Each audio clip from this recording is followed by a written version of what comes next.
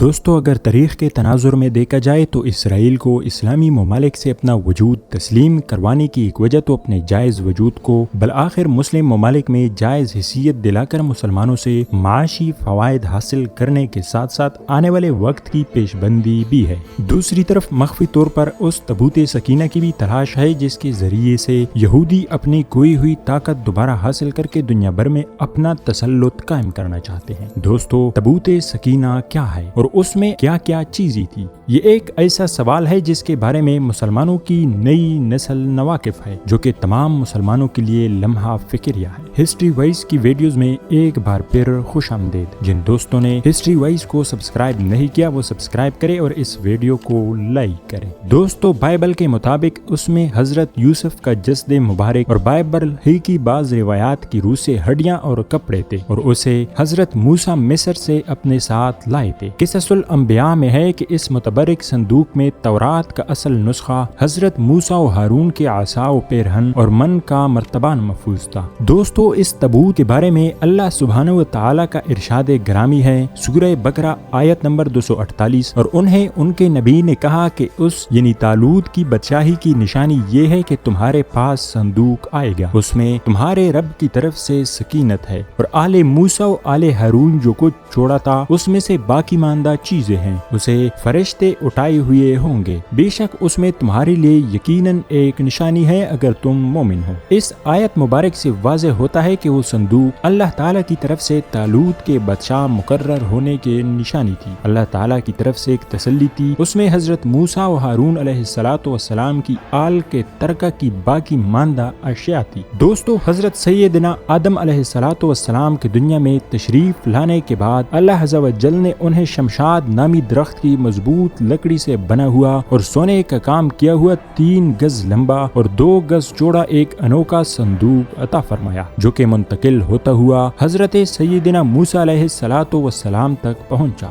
دوستو، حضرت سیدنا آدم علیہ السلام کو جب صندوق ملا تو اس میں تمام انبیاء کرام علیہ السلام اور ان کے مکانات کی تصویریں تھی۔ سید الانبیاء حضرت محمد مصطفیٰ صلی اللہ علیہ وسلم اور آپ کے مقدس مکان کی تصویر ایک سرخ یاقوت یعنی لال قیمتی پتھر میں تھی۔ اس تصویر میں آپ صلی اللہ علیہ وسلم نماز کی حالت میں تھے، جبکہ آس پاس صحابہ کرام علیہم رضوان موجود تھے۔ یہ تصویر ایک قدرتی تھی، انسان کی بنائی ہوئی نہ تھی۔ جب حضرت سیدنا موسیٰ علیہ السلام کو یہ صندوق ملا تو آپ اس میں اپنا خاص سامان رکھنے لگے۔ اس کے علاوہ صندوق میں تورات شریف کی تختیوں کے ٹکڑے، جنتی لاٹھی حضرت سیدنا موسیٰ علیہ السلام کا لباس، حضرت سیدنا ہارون علیہ السلام کا امامہ اور ان کی لاٹھی، حضرت سیدنا سلیمان علیہ السلام کی انگوٹھی اور بنی اسرائیل پر نازل ہونے والا وہ برتن بھی تھا جس میں آسمانوں سے من و سلویٰ اترا کرتا تھا۔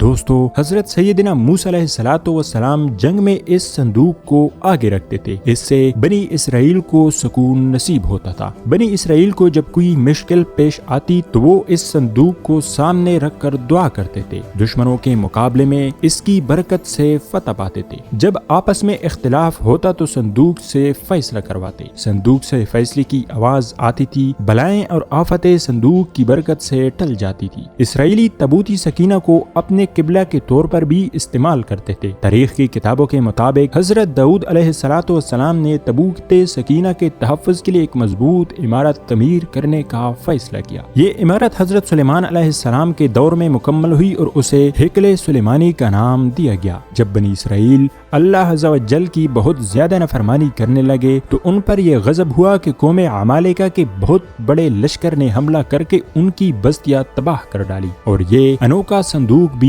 اٹھا لے گئے۔ اس کے بعد قوم عمالقہ نے صندوق کو گندی جگہ رکھ کر بے ادبی کی، جس کے نتیجے میں وہ مختلف بیماریوں کا شکار ہو گئے اور ان کی 5 بستیاں ہلاک ہو گئی۔ انہیں یقین ہو گیا کہ یہ سب مقدس صندوق کی بے ادبی کا نتیجہ ہے، چنانچہ انہوں نے صندوق ایک بیل گاڑی پر رکھ کر بنی اسرائیل کی بستیوں کی طرف چھوڑ دیا۔